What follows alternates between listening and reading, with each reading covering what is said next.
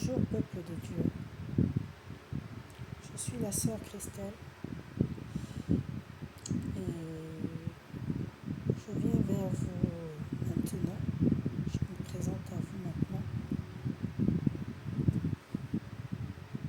parce que j'aimerais partager un certain nombre de choses du point de vue spirituel, du point de vue de l'évangile avec vous. Je ne suis vraiment pas digne de me présenter à vous ce soir parce que ça fait en plus longtemps que je n'avais pas fait de vidéo. Je vais prier.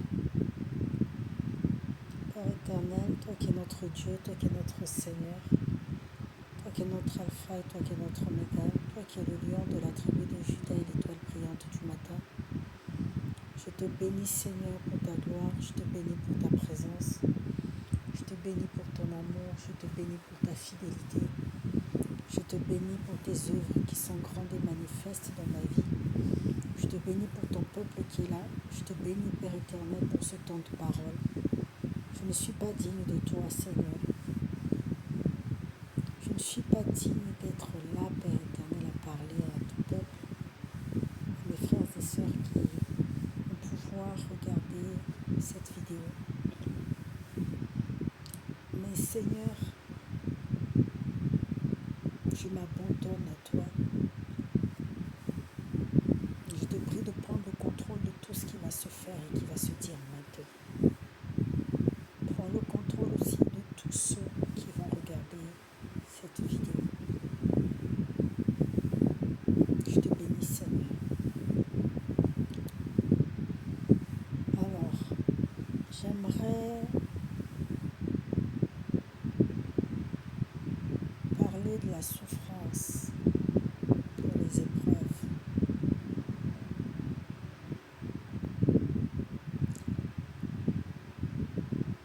Dieu dit dans sa parole que la souffrance produit la persévérance. C'est dans la souffrance que notre foi est éprouvée. Dans la souffrance, il peut y avoir des temps de doute. Or, il est écrit que le doute est l'ennemi de la foi.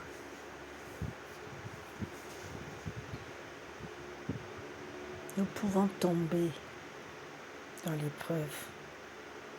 Mais Dieu dit dans sa parole qu'il est celui qui soutient celui qui tombe et qui redresse celui qui est courbé. Il dit le juste tombera 7 fois et 7 fois il le relèvera.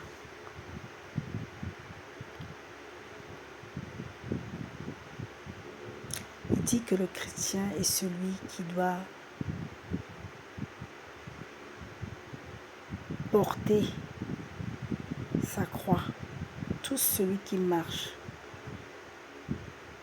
sur les empreintes de Christ passera par des temps de tribulation. Ça peut venir de partout, de la famille, donc la famille d'où on vient, donc de la fratrie, de ses parents, ça peut venir des amis, ça peut venir du boulot, ça peut venir même de ceux de sa propre maison. Ça peut venir de partout. Et il y a même des épreuves dans l'église. On peut être persécuté par ceux qui se disent frères dans l'église. Mais le Seigneur, au travers de l'apôtre Paul, dit, dans les bons comme dans le mauvais moment, nous devons continuer à proclamer le nom de Jésus. Nous devons continuer à célébrer le nom de l'Éternel des armées.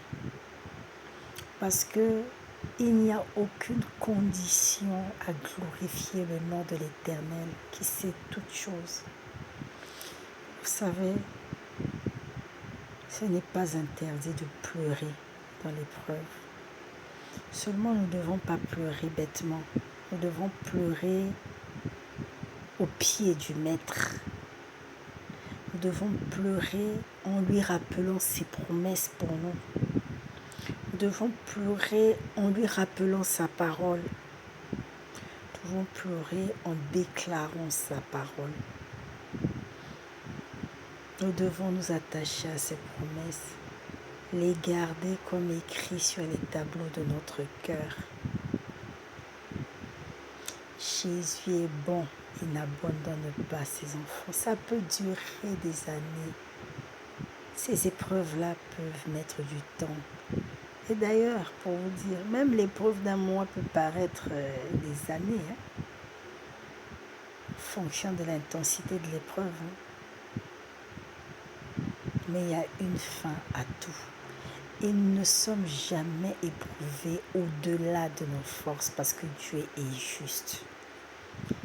Quand il nous éprouve, même quand ça paraît insurmontable, ça veut dire que l'épreuve que nous vivons est à la hauteur de la capacité qu'il a mis en nous de surmonter cette épreuve en restant fidèle à Christ, en restant à ses pieds, quelle que soit la nature de l'épreuve et la durée de l'épreuve. C'est vrai que c'est lent, c'est difficile, c'est dur. Mais il y a une fin à tout. Jésus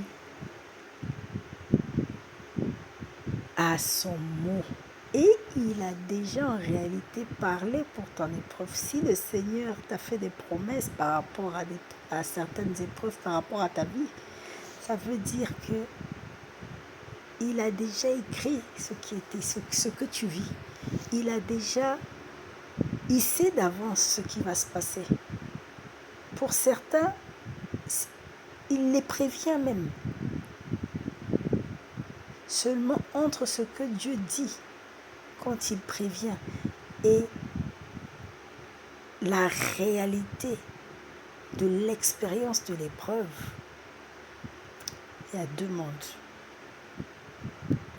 Parce que quand tu réalises à quel point c'est dur ce que le Seigneur t'a dit quand il t'a prévenu sur cette épreuve-là, tu te dis, oui, le baptême de feu existe. Et Dieu est pur par le feu. Quand tu es dans le feu, ça fait mal, ça brûle. Mais Dieu dit que c'est par le feu qu'on est épuré. C'est par le feu que nous sommes brisés, cassés, écrasés. C'est par le feu que les impuretés sortent. Que tu réalises en réalité les choses cachées qui étaient en toi là, qui ne s'exprimaient pas depuis des années. C'est là que ça commence à s'exprimer et puis tu te dis, mais Seigneur, finalement je dis que je suis chrétienne, mais comment se fait-il qu'il y ait encore toutes ces choses qui se manifestent? C'est là que tu réalises la profondeur de ce que Christ appelle le fruit de l'esprit. C'est là que il y a des moments à dire que tu te sens tellement seul, que tu as le sentiment que Christ ne t'entend plus. Même certaines choses que tu fais, tu ne les veux plus, même du point de vue de l'expression de ces dons spirituels. C'est-à-dire, si avant tu avais beaucoup de songes, si avant c'est-à-dire que tu avais beaucoup de visions, beaucoup de choses, on dirait que ces choses-là maintenant, on dirait que ça diminue.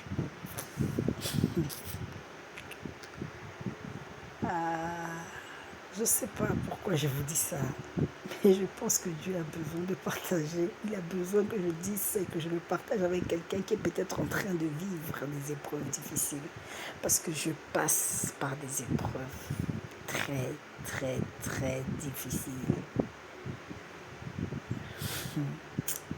Mais Jésus est bon. Si je n'avais pas Christ dans ma vie, je ne sais pas où je serais en ce moment.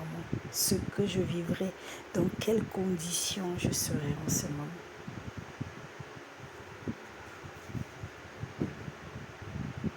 Il m'a fait la grâce. C'est une grâce que je ne mérite pas de rester à ses pieds. Et je lui dis merci. Je proclame et je confesse le nom de Jésus. Je témoigne que Christ est Seigneur. c'est là qu'on comprend ce que c'est qu'aimer selon Dieu et non selon les hommes. Il y a une différence. Quand Dieu nous dit d'aimer, même ceux qui nous persécutent, de les bénir, ça a l'air simple. Mais qu'est-ce que c'est compliqué?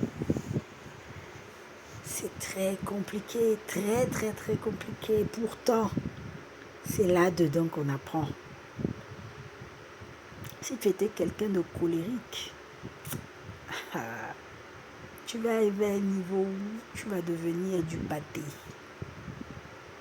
Tout ce que tu faisais là, tu pensais que tu pouvais parler, avoir un certain zèle dans certaines circonstances. C'est fini. C'est-à-dire que tu arrives à un niveau où tu n'as plus de parole. Tu te dis, mais tu te poses des questions en fait de savoir, est-ce que tu es encore quelqu'un?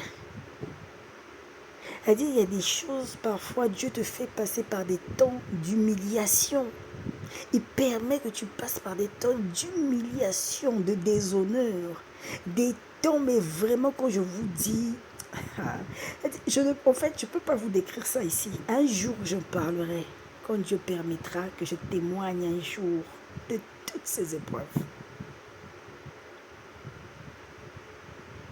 Et puis tu te dis, non, Dieu est Dieu. Même Christ, avant qu'il passe par la croix, dans le jardin de Gethsémane, il a prié jusqu'à ce que des sueurs, des grumeaux de sang tombent à la place de la sueur. Bon, lui, qui était à la fois Dieu, 100% Dieu, 100% homme, pendant ces épreuves. C'est très dur. Et je pense qu'à ce moment-là, sa divinité, bien qu'étant réelle, je pense qu'à ce moment-là, Dieu avait permis qu'il ne soit plus que 100% homme. À ce moment-là seulement, pour qu'il vive réellement, qu'il vive, que lui-même, parce qu'il était en larmes, il pleurait, il répétait les mêmes choses.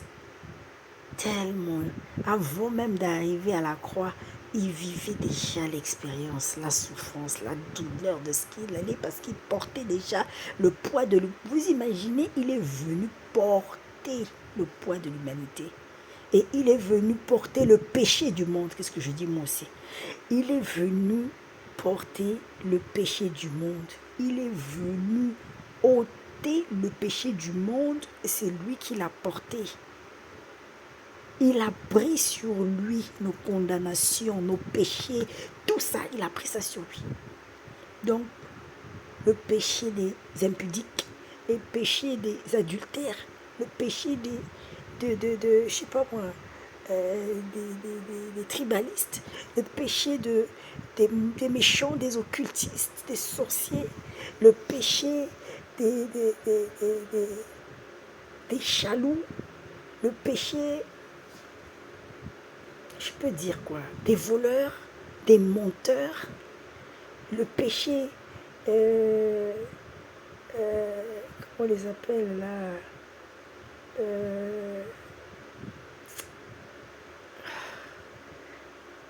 comment on les appelle, ceux qui se permettent en fait de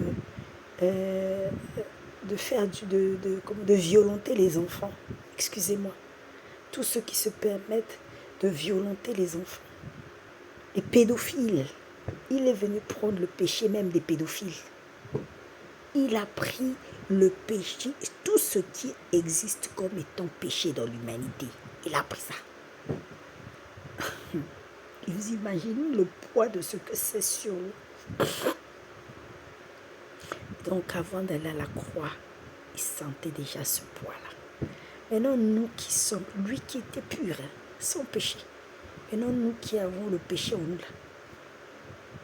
Imaginez le poids de l'épreuve en plus du péché là. Le péché adamique là qui est en nous là. Et qui peut s'exprimer tout le temps là. Vous imaginez à quel point c'est dur en plus dans un monde où le péché est en train d'atteindre un certain cumul, un certain degré, un certain niveau.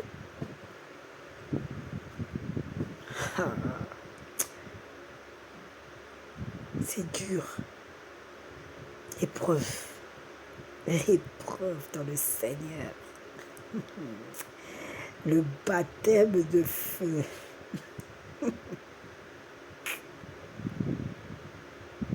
Les amis, les frères, attachons-nous à Jésus. Ne lâchons pas. Ne cédez pas. Ne cédez pas. L'ennemi pense qu'on va céder. Il est en train. L'ennemi, plus tu t'approches de la fin, plus il va corser. Il va augmenter la difficulté. Dans le monde, on dit que la calebasse se casse au seuil de la porte.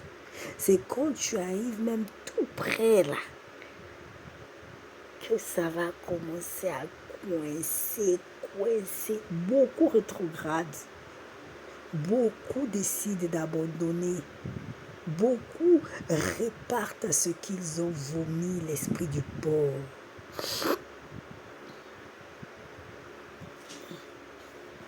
Mais restons fidèles à celui qui n'a qu'une seule parole. Il dit la chose et la chose s'accomplit. Quel que soit le temps, il dit garde la prophétie, car elle s'accomplira certainement. Ce que Dieu t'a fait comme promesse personnelle, sache que ça s'accomplira certainement. J'ai hésité avant de faire cette vidéo. J'ai d'abord prié et j'ai demandé à Dieu parce que je ne me sentais pas digne. Je ne me sens pas propre en fait devant vous. Mais quand j'ai pensé à la parole que le Seigneur a dit au travers de l'apôtre Paul, dit, quelles que soient les conditions, les circonstances, prêche. Donc, moi je ne prêche pas. Et je partage avec vous une pensée.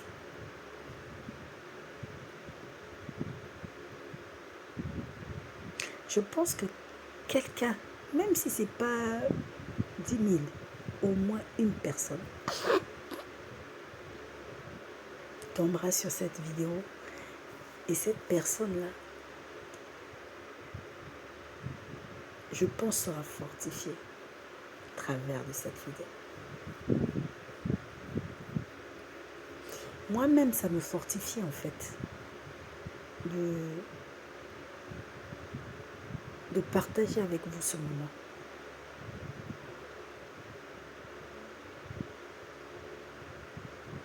Ne lâchons pas. Ne lâchons pas. Toi qui veux lâcher là. Toi qui commences à trop douter. Attention. Jésus ne te lâchera pas. Hein. Jésus ne te lâchera jamais. Jésus ne t'abandonnera jamais. Jésus restera avec toi jusqu'à la fin du monde. Tu vis sous l'ombre de Jésus. Tu vis sous l'abri du Tout-Puissant. C'est dans l'épreuve là même qu'il est en train de te oindre. C'est dans l'épreuve qu'il est en train de t'emmagasiner de puissance. C'est dans l'épreuve qu'il est en train de te façonner pour que tu deviennes de plus en plus beau, belle. C'est dans l'épreuve qu'il est en train de te donner les armes nécessaires. Parce qu'au travers de cette épreuve qui est très intense, sache que beaucoup d'autres personnes seront édifiées par ton témoignage. On doit voir l'avant et l'après. Ceux qui te persécutent aujourd'hui, demain, beaucoup d'entre eux seront libérés de leur prison. Parce qu'eux aussi sont captifs. Hein. Donc il faut prier pour eux en fait. Dieu les utilise un petit peu comme des escaliers pour que tu arrives au sommet. Plus il te persécute, plus tu pries, plus tu cherches la face de Dieu et plus Dieu t'élève. Donc, dès que tu franchis un palier, Dieu augmente l'intensité de l'épreuve. Tu franchis un autre palier, il augmente l'intensité de l'épreuve jusqu'à arriver au sommet, l'heure du couronnement. Le couronnement est là. C'est là où on dit, lève-toi, car ta lumière arrive. Ton soleil est là. le soleil de justice, le couronnement. Pas pour ta gloire, pas pour que tu te glorifies, pas pour que tu te retrouves à te moquer de ceux que Dieu va frapper. Parce que beaucoup de ceux qui te combattent, eux aussi auront aussi leur temps de désert. On n'est pas là pour se moquer. Attention, Dieu nous demande de prier pour ceux qui nous persécutent et même de les bénir. C'est pas facile, mais c'est ce qu'il faut faire. Même moi-même qui vous parle, je ne dis pas que je le fais tout le temps. J'apprends à le faire. Je dois être très modeste. Oui, j'apprends à le faire. C'est une vérité, j'apprends.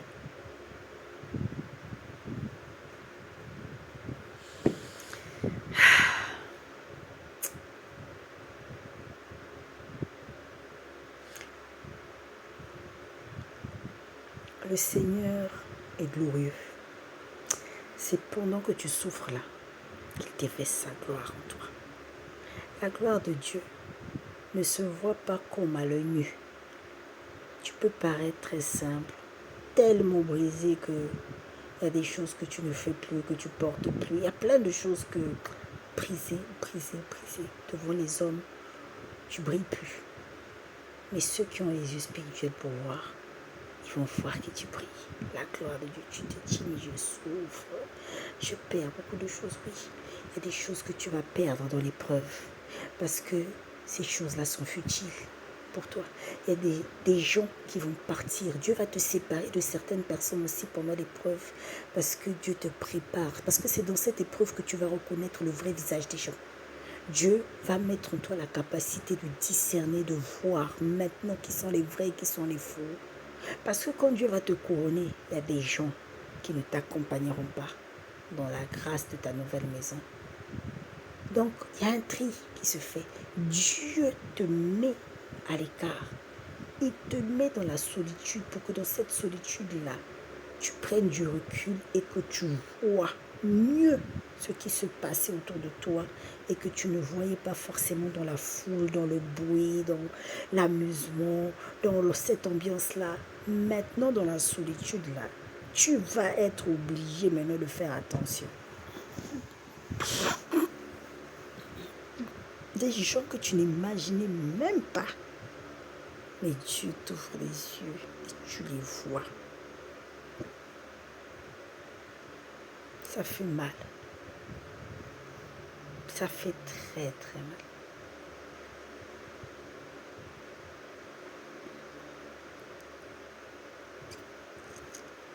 Mais Dieu est bon. Dieu est grand. Il est puissant. Il est juste. Il est très juste.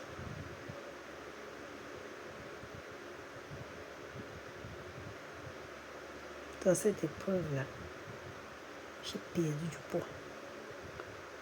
J'ai dû perdre au moins 15, je sais pas, presque 18 kilos. J'ai fondu. Même là, j'ai même un peu repris. J'étais pas comme ça. Quand mes enfants me voyaient, mes enfants m'ont dit, mais maman, t'as trop fondu. Jésus. Après, c'est comme ça, vous savez, il y a des gens, non? Quand ils manifestent la puissance, on les voit à la fin. On dit, Seigneur, qu'est-ce que j'aimerais ressembler à telle personne? Seigneur, parfois on dit, Seigneur, fais-moi la grâce de manifester l'onction comme cette personne. Attention, il ne faut pas trop être pressé. Il ne faut pas trop faire des prières, il faut faire attention avant de les sortir.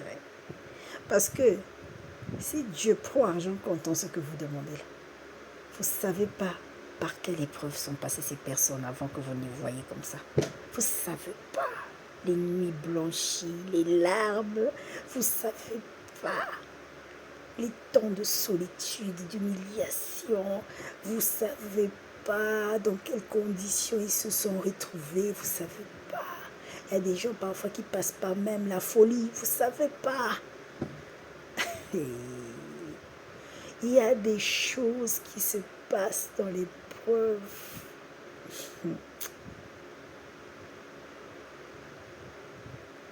que vous n'aurez jamais pu imaginer. Moi, des choses que je n'aurais jamais pu imaginer vivre de toute ma vie. Dieu est en train de briser l'orgueil en moi. Il brise l'orgueil, il brise, je sais pas moi, la suffisance. Il brise, il brise, il brise la colère, il brise toutes ces choses, il brise le faux zèle, il le brise. Il est en train d'endurcir mon front, c'est-à-dire plus tu pleures, plus tu endurcis. Il endurcit ton front, plus l'amour de Dieu. Parce que comme à ce moment-là, tu vis parfois du rejet, beaucoup de rejet même. Donc le rejet là, comme tu le ressens de la part des gens, du coup tu t'attaches davantage à Dieu. Tu t'attaches, plus tu pries, tu t'attaches. Donc plus Dieu te remplit, plus Dieu il te remplit, plus Dieu il te remplit. Tu ne le vois pas. Mais en réalité, le dépôt est là. Et ce qui se voit, c'est ce qui sort. Ce qui sort à cause du dépôt. Le dépôt qui est en train de s'accumuler, le dépôt de Christ qui s'accumule. Il est en train de nous dépouiller du vieil homme. Il nous dépouille du vieil homme pour le renouvellement de l'intelligence. Il nous dépouille. Hein? Il nous dépouille du vieil homme. Il faut que le vieil homme parte. Il faut qu'il parte, le vieil homme. Pour que nous puissions nous rapprocher de la perfection de Christ.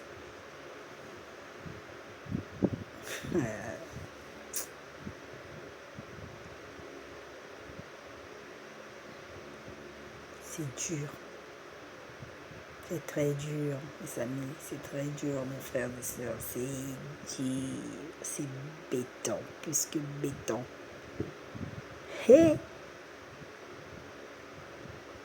je ne peux pas. C'est-à-dire que si je vous dis ce que je vis, beaucoup m'ont pensé que je suis folle. Et d'ailleurs, on me le dit. Hein. Actuellement, on dit de moi que je suis folle. Actuellement, on dit de moi que je suis folle de par les épreuves par lesquelles je passe.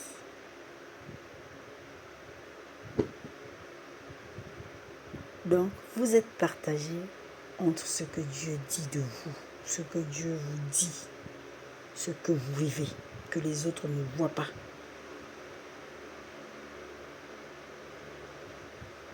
Quand vous le dites, les gens vous traitent de folle.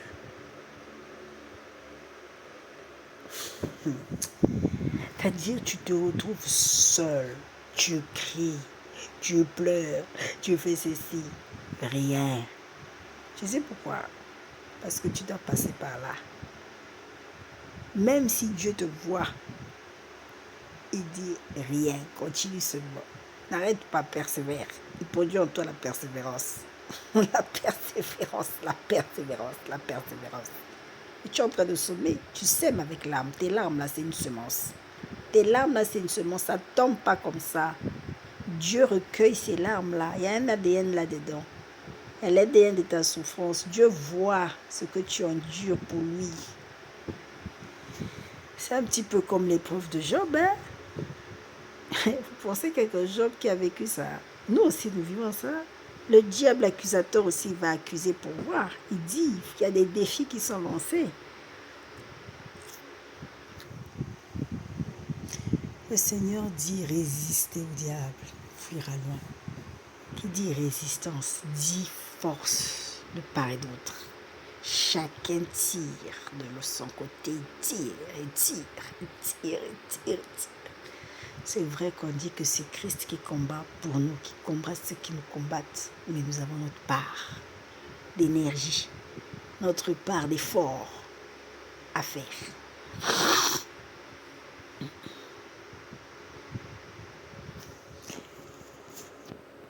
Mon message aujourd'hui, c'est tiens bon. Tiens bon. Ça s'appelle tiens bon. Ça paraît bizarre. Hein? Pourtant, c'est ce que j'ai envie de te dire. Tiens bon, ne lâche pas. Ne lâche pas. Parce que tu es prêt pour la sortie. L'avantage, c'est que Dieu t'a déjà parlé. Dieu t'a montré la fin. Il ne t'a pas montré le cheminement pour arriver à la fin, mais il t'a montré la fin. Accroche-toi à la fin. Accroche-toi à la fin. Parce que dans ce que tu vis là, il y a Dieu dedans. Il y a la main de Dieu qui est là. Il te garde, il te protège. Il t'éblouit. Oh, tu serais déjà parti. Peut-être que tu serais déjà mort ou morte. Mais Christ est là. C'est-à-dire qu'il a donné certains accès au diable. Et il lui a donné aussi des interdits par rapport à ta vie. Tu ne mourras pas. Tu vivras longtemps pour raconter les œuvres de l'Éternel. Car Christ connaît les projets qu'il a formés pour toi. Ils sont des projets de paix, de bonheur et d'espérance. Des projets de paix et de bonheur pour te donner un avenir et de l'espérance. Tu es comme cet arbre qui est planté près d'un eau, qui est planté près d'une eau et dont les racines sont alimentées continuellement par cette eau-là.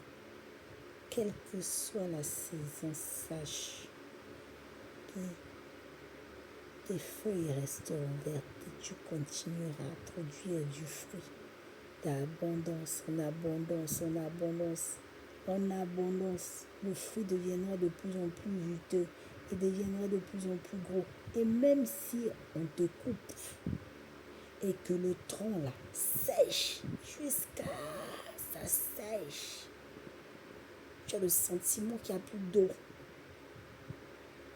Sache que tu t'appelles espérance. Tu t'appelles espérance.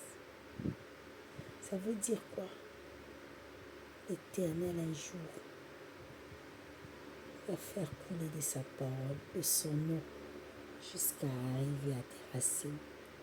Et quand tu vas repousser, tu deviendras encore plus grand, plus beau que ce que tu étais censé être. Dieu va t'étonner. Il va t'épater. C'est-à-dire que même ce que Dieu t'a dit, même les promesses que Dieu a eu à te faire, tu n'imagines pas c'est-à-dire quand tu vas les vivre, c'est-à-dire que ça sera encore plus fort que la surprise que tu as eue dans l'épreuve que le Seigneur t'avait déjà, que le Seigneur a eu à t'avertir. C'est-à-dire quand Dieu t'avertit de quelque chose que tu vas vivre, surtout dans les épreuves, c'est-à-dire que quand Dieu te le dit et qu'il te montre un extrait de ça, tu te lèves choqué. Mais quand la chose arrive, c'est chaud, ça brûle. Mais quand tu sors de là, on dit, tu sèmes avec larmes et tu récoltes avec cris des joie. Alléluia, Hosanna. Alléluia, Hosanna. Alléluia, Hosanna. Yahweh. Alléluia, Hosanna. Alléluia, Hosanna. Yahweh. Alléluia, Hosanna. Excusez-moi. J'essaie de fixer un petit peu mon écran. Alléluia, Hosanna. Alléluia, Hosanna. Alléluia, Hosanna. Alléluia, Hosanna. Alléluia, Hosanna. Yahweh, Alléluia, Hosanna. Yahweh, oh, Alléluia, Hosanna. Yahweh, oh, Alléluia, Hosanna. Yahweh, Nangaï, Alléluia, Hosanna. Yahweh, oh, Alléluia, Hosanna. Alléluia, Hosanna. Alléluia, Hosanna. Alléluia, Hosanna. Alléluia, Hosanna. Alléluia, Hosanna. Yahweh, Yahweh. Alléluia, Hosanna. Alléluia, Hosanna. Yahweh, Alléluia,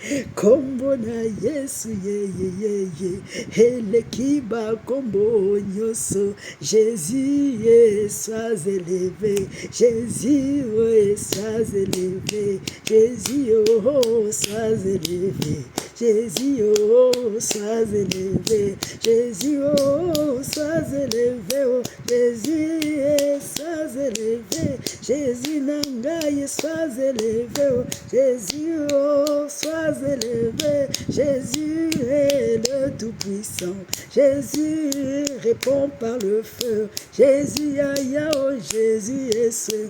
Jésus, oh Jésus est Yahweh, oh Yahweh aïe. Yahweh, oh Yahweh est ce. Yahweh, oh Yahweh aïe. Yahweh, oh Yahweh est ce. Yahweh, oh Yahweh aïe. Yahweh, oh Yahweh est ce. Yahweh, Yahweh aïe. Yahweh nangai, Yahweh est ce. Oh Jésus, tu es merveilleux. Je vais prier. Je vais prier. 1 heure dans la maison du Seigneur vaut mieux que 1000 heures ailleurs. Élevons la voix et prions. Père éternel, toi qui es notre Dieu, toi qui es notre Seigneur, je glorifie ton autorité, je te rends grâce parce que je n'aurais pas pu, sans toi, faire cette vidéo. Cette vidéo a son utilité. Tu sais pourquoi tu as permis cette vidéo. Je te bénis, Jésus. Je glorifie ta sainteté. J'élève ton nom. Et je prie pour que mes frères et sœurs qui vont suivre cette vidéo soient aussi fortifiés que moi. Sinon plus. Qu'ils soient plus fortifiés que moi. Et que ceux qui avaient l'intention de rétrograder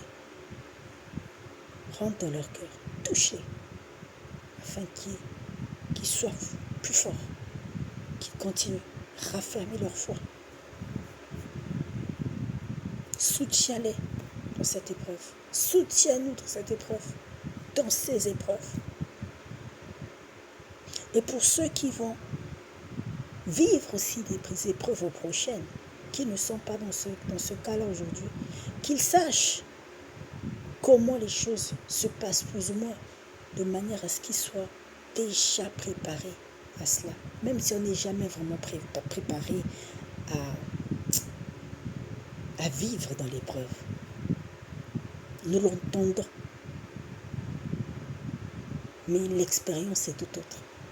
Jésus soit glorifié. Jésus soit élevé. Parce que tout est à ta gloire.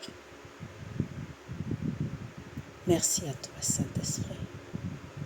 Que toute la gloire, l'honneur et la puissance te reviennent qu'à toi seul. Que les écluses des cieux s'ouvrent et que ton nom soit élevé, Jésus. Parce que je ne suis personne. Je ne mérite pas d'être là. Ce n'est plus moi qui vis, mais c'est toi qui vis à travers de moi. Ce n'est plus moi qui parle, mais c'est toi qui parles et qui inspire tout ça. Les hommes ont parlé de la part de Dieu. Ils ne parlent pas d'eux-mêmes. Je ne parle pas de moi-même. Autrement, je ne serais même pas en train de dire tout ça. Je ne sais même pas comment je fais. C'est toi en fait qui fais toutes choses. Et j'élève ton nom pour ça, Seigneur. Sois béni, sois béni, sois béni. Que toute cette parole soit scellée au nom de Jésus. Si bien sur la terre que dans le ciel. Au nom puissant de Jésus, j'ai ainsi prié. Amen. Frères et sœurs, je vais devoir vous laisser. Que Dieu vous bénisse. Excellente nuit à vous et que le Tout-Puissant puisse prendre soin de vos familles, qui vous éclaire davantage. J'ai ainsi prié. Amen.